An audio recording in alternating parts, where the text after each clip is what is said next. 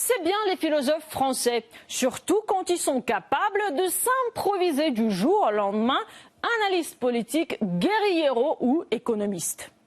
Il y a le secteur pétrolier et gazier qui continue encore de fonctionner dans les conditions que nous savons. Mais pour le reste, la Russie est à genoux. Et même quand leur agenda est clairement atlantiste, on se demande parfois s'ils sont capables de lire l'anglais, ce qui leur serait pourtant utile.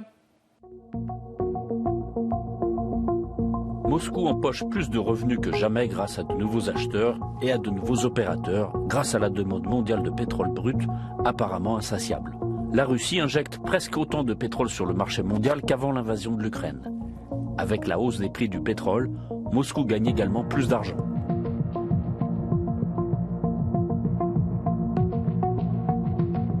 La demande de certaines des plus grandes économies du monde a donné le dessus au président russe Vladimir Poutine dans la bataille énergétique, laquelle fait de l'ombre à la guerre en Ukraine. Elle a déjoué la tentative de l'Occident de paralyser l'économie russe par des sanctions. Bon, en français, on dit à peu près la même chose.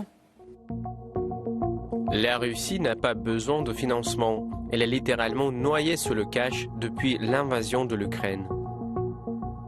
Il y a même ceux qui trouvent l'économie russe si robuste qu'elle pourrait se permettre de couper le gaz à l'Europe, genre complètement. La Russie peut se permettre de couper le gaz à l'Europe pendant 1 an. La Russie pourrait suspendre toutes ses exportations de gaz vers l'UE pour un peu plus d'1 an sans conséquences néfastes pour son économie, selon Capital Economics. Donc, quand la présidente de la Commission européenne nous explique que l'UE est tellement en position de force face à ce fournisseur au bord de la faillite qu'elle pourrait se permettre de plafonner le prix du gaz russe, peut-être faudrait-il qu'elle y réfléchisse à 2 fois. Il est temps pour l'UE d'imposer un plafond des prix sur le gaz en provenance de Russie transporté par gazoduc, a déclaré cette bonne Frau von der Leyen. Ce sera comme avec le pétrole. Il n'y aura tout simplement pas de gaz russe en Europe. Parce que du côté de la France, on en mesure déjà les conséquences. Dans ce contexte, maintenez-vous votre objectif d'une croissance de 1,4% en 2023. Écartez-vous le risque de récession en France.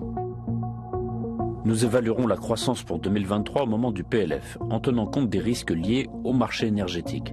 Soyons clairs, si demain la Russie devait couper totalement ses exportations de gaz vers l'Europe, cela se traduirait par un choc de 0,5 points au minimum sur la croissance française. Côté russe, le géant gazier Gazprom vient de publier le bilan des activités depuis janvier 2022. Les exportations sont certes en recul de 36,2% par rapport à la même période de 2021, mais Gazprom s'apprête à payer des dividendes records à ses actionnaires avec un bénéfice net de 2500 milliards de roubles, soit plus de 40 milliards d'euros.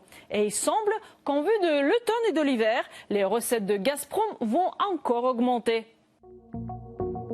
Notons que sur les marchés spot d'Europe, le prix du gaz a franchi la barre des 2500 $. Selon des estimations prudentes, si la tendance se poursuit, les prix dépasseront 4000 $ pour 1000 m3 cet hiver.